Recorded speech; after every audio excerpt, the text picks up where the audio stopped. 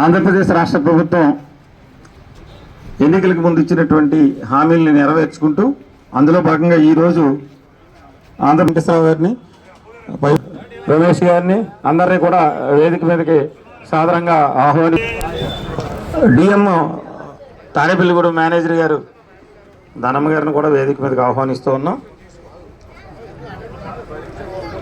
పసలగొండ గారు గొర్రెల శ్రీధర్ గారిని వేదిక మీదకి ఆహ్వానిస్తూ ఉన్నాం. దివ్యాంగ శక్తి అనే కొత్త పేరుతో, అంటే మొన్నటి వరకు స్త్రీ శక్తి పేరుతో లేడీస్ అందరికీ ఆగస్టు 15 నుంచి ఫ్రీ ఇవ్వడం జరిగింది, మీకు అందరికీ తెలుసు. దానిలో భాగంగా దివ్యాంగ శక్తి అని చెప్పి ఇప్పుడు ఎవరైతే దివ్యాంగులకు ఫ్రీ పాసులు మనం ఆల్రెడీ ఇస్తున్నాము, అంటే 50% ఆఫ్ కన్సెషన్తో బస్సులు అన్ని బస్సుల్లోని ట్రావెల్ చేస్తున్నారు. పల్లె వెలుగు, ఎక్స్ప్రెస్, అల్ట్రా పల్లె వెలుగు బస్సుల్లో ప్రయాణం చేస్తున్నారు.